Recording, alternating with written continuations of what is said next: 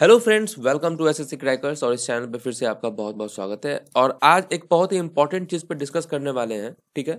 क्योंकि देखिए एग्ज़ाम अब बहुत धीरे धीरे बहुत नज़दीक आ चुका है, ठीक है। अब सिर्फ आपके पास 2 महीने का टाइम है, यानी कि अप्रैल और मई। आज लास्ट डे है मार्च का और आपके पास अब सिर्फ 2 महीना है। और उस 2 महीने में यानी कि आपके 60 डेज में 50 डेज, मैं ऐसा मान के चल रहा हूँ कि आपके पास अभी 50 डेज हैं।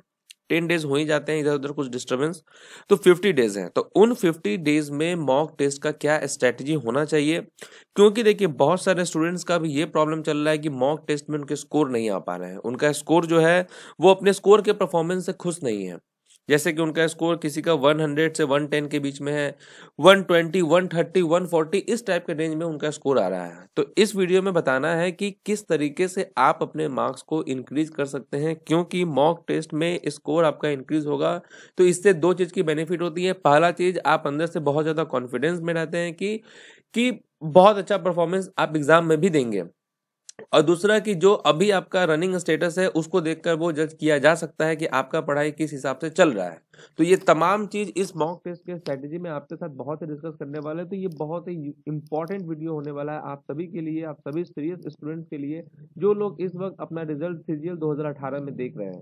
तो इस वीडियो में बताए गए एक एक चीज को आपको स्टेप बाय स्टेप फॉलो करना है। और ठीक है, जितना हो सके मैं आपको इस वीडियो में समझाने की पूर्ण रूप से कोशिश करूंगा, ठीक है। तो चलिए सबसे स्टार्ट करते हैं। तो देखिए इस वीडियो को लाइक जरूर से जरूर कीजिएगा, ठीक है। और हो सके तो अपने फ्रेंड्स के बीच में शेयर कीजिएगा। जो लोग अपने मार्क्स के परफॉर्मेंस से खुश नहीं है उनको ये वीडियो शेयर जरूर कीजिएगा। और जो लोग नए हैं इस चैनल पे उस चैनल को सब्सक्राइब जरूर से जरूर कीजिएगा, ठीक है। आपके एक लाइक से मुझे वीडियोज बनाने के लिए बहुत ज़्यादा मोटिवेशन मिलते रहते हैं। तो चलिए हम लोग स्टार्ट करते हैं। सबसे पहला चीज है मेरे सामने आपके कि आपको ये बताना है कि देखिए सबसे पहले तो आपका मार्क्स और उसके हिसाब से स्टडी आवर को मैंने डिस्ट्रीब्यूट किया है कि किस हिसाब से आपके मार्क्स आ रहे हैं और अभी आपको कितना घंटा देना चाहिए इन 2 महीने में, ठीक है।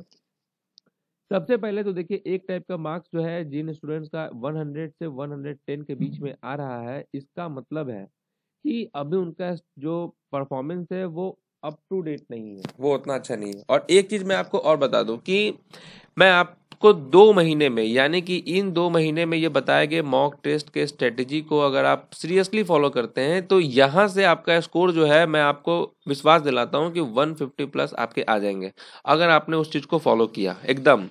जिनको 110 से 120 के बीच में आ रहा है उनको 155 प्लस मैं आराम से दिलवा दूंगा अगर फॉलो करते हैं तो।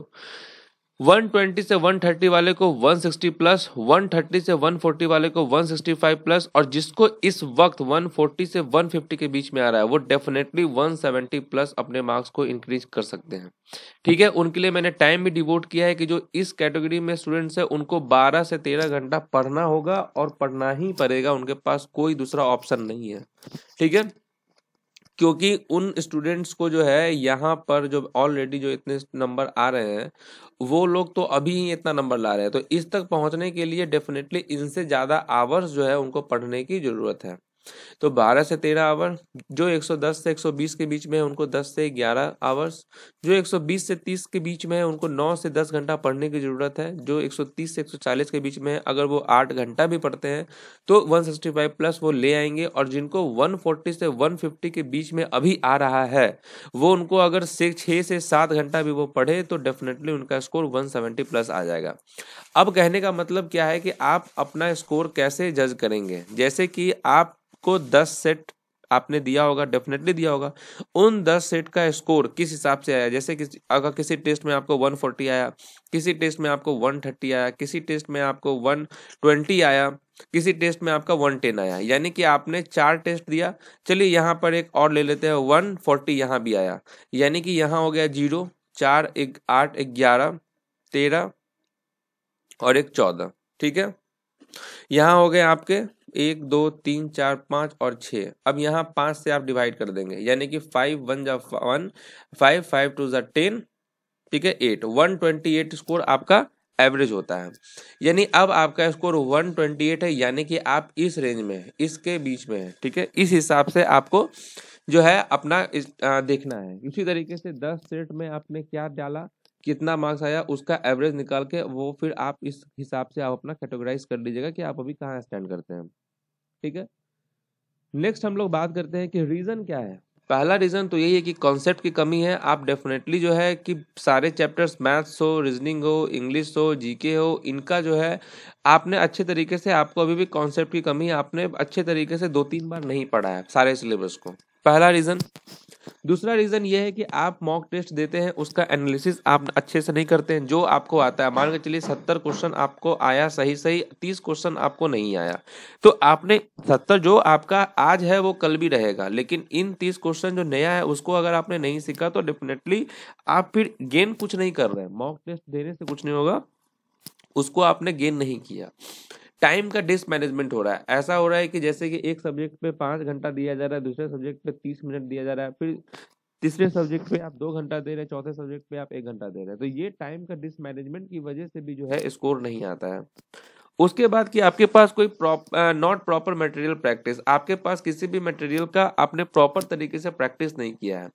जैसे खुद मैंने आप लोगों को फरवरी के टाइम में ही मैंने अपने चैनल पे अपने मटेरियल को पब्लिश किया था कि यहाँ पर मिल रहे हैं। अब जैसे कि मैंने आपसे ये भी बोला था कि उस मटेरियल को पढ़िए और कम से कम 5 से 6 बार रिवीजन कीजिए, रिवाइज कीजिए अच्छे से, तो आपका जो है परफॉर्मेंस अच्छा होगा।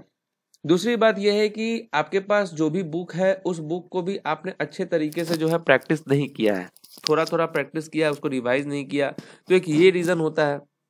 कहीं ना कहीं स्पीड की कमी होगी कि आप 1 घंटे में जो है आप प्रॉपर तरीके से जो है मॉक टेस्ट को आप नहीं बना पाते हैं, कुछ क्वेश्चंस रह जाते हैं आते हुए क्वेश्चंस। उसके बाद क्या है कि आप जो है not practice of daily mock test, आप डेली मॉक टेस्ट का प्रैक्टिस नहीं कर रहे हैं। कुछ students 20 mock test 10 mock test बनाने के बाद ही वो अपने आप को गिव अप कर देते हैं और वो मॉक टेस्ट को नहीं बनाते हैं। ये सोचते हैं कि इससे कुछ फायदा नहीं हो रहा है, लेकिन मैं उनको बता दूं कि ये उनका बहुत गलत अप्रोच है अगर वो इस चीज को सोच रहे हैं। 2 महीने का टाइम है, यानी 50 डेज का मतलब होता है कि आपका मिनिमम 50 सेट और मैक्सिमम 80 सेट्स आपके होने चाहिए। इतना सेट का प्रैक्टिस आपको होना चाहिए, ये चीज आप मान लीजिए, क्योंकि कुछ ना कुछ तभी आप उस स्कोर को जो मैंने यहाँ बताया, आप जो है इतने से इतना तक इंक्रीज कर सकते हैं। ये चीज आप समझ लीजिए अगर आपने इस हिसाब से, इसलिए मैं बता रहा हूँ कि सब कुछ जो मैं बता रहा हूँ उसको अच्छे से फॉलो करना है। अब देखिए बात करते हैं स्ट्रेटेजी उन लोगों के लिए जो 100 से लेकर 130 मार्क्स के बीच में है। उनको 10 से 12 घंटा तो पढ़ना ही पढ़ना है, तभी वो जो है 150 से लेकर प्लस में वो अपने मार्क्स को इंक्रीज कर सकते हैं। ठीक है, ठीक है, यहाँ से वो यहाँ पहुंच सकते हैं। ये 150 है, 100 से लेकर और 130 से लेकर 160 165 तक भी जा सकते हैं। टाइम आपको इतना ही देना है। अब देखिए मैंने आपको हमेशा बोला है कि आपके पास रीजनिंग है, मैथ्स है, इंग्लिश है और जीके है। वापस से मैं आपको समझाने की कोशिश कर रहा हूँ कि देखिए आप सबसे पहले तो अपना एवरेज निकालकर स्कोर पता कीजिए कि आपका कहाँ स्कोर है, कहाँ स्टैंड हो रहा है। पहला चीज, जब भी आप मॉक टेस्ट दीजिए तो एक बेंच मार्क सेट कीजिए कि आपको जैसे कि 100 अगर इस वक्त आ रहा है तो आप सेट कीजिए कि मुझे 110 मार्क्स से नीचे नहीं रहना, चाहे किसी भी हिसाब का मॉक टेस्ट क्यों नहीं हो। ठीक है, उस हिसाब से आप बनाने की कोशिश करेंगे तो डेफिनेटली आपका जो है उससे तो कम नहीं आएगा, उससे ऊपर आ जाएगा। अब 110 नंबर आपने सोच लिया, इसका मतलब 55 क्वेश्चन, यानी आप 100 क्वेश्चन में से 55 क्वेश्चन को आप सबसे पहले ढूंढेंगे। अगर आप बेंचमार्क सेट कर लिए कि जैसे मैथ, इंग्लिश, रीजनिंग, जीके में जितना भी दिया हुआ है आपने 55 क्वेश्चंस को जो है आपने ढूंढ के निकाल लिया कि हाँ ये सब मुझे आते हैं। अब उस चक्कर में क्या होगा कि आपका स्पीड बढ़ जाएगा, क्योंकि आपने उन्हीं क्वेश्चंस को अटेम्प्ट किया है जो आपको आते हैं, तो डेफिनेटली आप बहुत जल्दी बना लेंगे। 40 से 45 मिनट के बीच में आपने वो सारे बना लिए। जो रिमेनिंग टाइम बचा उसमें डेफिनेटली जो क्वेश्चंस नहीं भी आते थे आप उसको भी बना देंगे, तो आपका स्कोर इंक्रीज ही होगा, डिक्रीज नहीं होगा। उसके बाद क्या है कि अगर आपका, ऑब्वियस सा बात है कि इस रेंज में मार्क्स वाले का डेफिनेटली कहीं ना कहीं कॉन्सेप्ट में कमी है, इस सेक्शन में नहीं आ रहा है। रीजनिंग में एटलीस्ट उनको 45 प्लस तो लाना होगा, और 45 प्लस लाने के लिए मैं उनको बार बार कह रहा हूं कि आपको जो 12 घंटा का टाइम दिया है, तो आप देख लीजिए अगर आपका स्कोर 40 से नीचे आ रहा है रीजनिंग में, तो डेफिनेटली आपको जो है 1 से 1.5 घंटा जो है आपको रीजनिंग पर टाइम देना होगा। ठीक है, उसमें आपको प्रीवियस ईयर का मॉक टेस्ट जितना भी दिया हुआ है, क्वेश्चन दिया हुआ है, वो क्वेश्चंस को डेली आपको 3 मॉक टेस्ट का प्रैक्टिस करना होगा सिर्फ उस 1.5 घंटे में। जैसे आपका 25 का सेट है तो कम से कम 4 सेट, और अगर 50 क्वेश्चन का सेट है तो आप डेफिनेटली 2 सेट आप बनाएंगे, और उसके बाद बनाएं और उसका एनालिसिस उसी समय आपको करना है। एक क्वेश्चन कैसे नहीं बना, और आपको हमेशा सॉल्यूशन देखकर अप्रोच का प्रैक्टिस करने का बहुत जरूरत है। अप्रोच आपको निकालना है, तब होगा। तो रीजनिंग के लिए आप अभी से स्टार्ट कर दीजिए अगर अभी तक आप नहीं किए हुए हैं। मैथ्स की बात करें तो मैथ्स में मैंने आपको बोला है कि आपको तो मैंने अपने मटेरियल में जो आपको 750 और प्लस 500 क्वेश्चंस प्लस जो थ्योरम्स आपको दिए हैं, फॉर्मूलाज के जितने भी क्वेश्चन दिए हुए प्लस जितने भी न्यू क्वेश्चंस मैंने दिए थे उसका उसी को सिर्फ प्रैक्टिस करना है। सारा बुक को आप साइड कर दीजिए, आपको इस वक्त बुक पढ़ने की जरूरत नहीं है। वो मैथ का मटेरियल इतना सफिशियंट है, आपको अभी ऐसा लग रहा है कि वो क्या है क्या नहीं है, आपको थोड़ा सा ट्रस्ट करने में विश्वास हो रहा है, लेकिन मुझे पता है कि आपको इससे ज़्यादा करने की ज़रूरत नहीं है। 750 प्लस जो है थ्योरम्स मॉक टेस्ट उसी को रिवाइज कीजिए और उसके बाद हर दिन एक मॉक टेस्ट उठाइए और सिर्फ मैथ्स का और उसको बना जाइए टाइम में। ठीक है, इसके लिए कम से कम आपको 3 घंटा तो देना ही पड़ेगा मैथ्स के लिए। ठीक है, और अभी से स्टार्ट किए तो एग्जाम तक ये चीज को कीजिए। ठीक है, ये सारे क्वेश्चंस को बार बार रिवीजन, क्योंकि इस वक्त आपके पास ऐसा कंटेंट होना चाहिए जो कि आप सिर्फ और सिर्फ उसी से पढ़ें। चैप्टर वाइज में पढ़ेंगे तो ऑब्वियस सा बात है कि आप हर चीज को कवर नहीं कर पाएंगे। मेरे मॉक टेस्ट में फायदा ये है कि 15-15 का सेट, क्वेश्चन का सेट दिया हुआ है, इजिली आप आराम से हर क्वेश्चन का अच्छे क्वेश्चन का प्रैक्टिस कर लेंगे। छांटा हुआ क्वेश्चन दिया हुआ है उसमें। 3 घंटा आपको मैथ्स पे देना है और एक उसमें मॉक टेस्ट को ऐड कर देना है। ठीक है, उसके बाद इंग्लिश में भी वही चीज मैंने आपको बता रहा हूँ कि जो भी मटेरियल वोकैब का हो और ग्रामर का हो और रीडिंग कॉम्प्रिहेंशन का तो मैंने दिया नहीं है। तो वोकैबलरी और ग्रामर सेक्शन का जो भी चीज है उसके उससे ज्यादा कुछ करने की जरूरत नहीं। आपके पास एक अच्छा सा बनाया हुआ कंटेंट है, उसी को आपको बार बार पढ़ना है और आपको रिवाइज करना है। वोकैब में जितना भी चीज दिया हुआ है, मेरा जो मटेरियल है, आपको ईडियम्स, वन वर्ड, साइनो, वेंटो, ग्रामर में जितने भी दिए हुए हैं आपको, प्रीपोजिशनल वर्ब, जितने भी पार्ट्स ऑफ स्पीच है, बस उसको पढ़िए और रिवीजन कीजिए। हाँ, अगर आप कुछ ऐड करना चाहते हैं ग्रामर में तो आप केडी कैंपस की बुक भी ऐड कर सकते हैं अपने साथ में।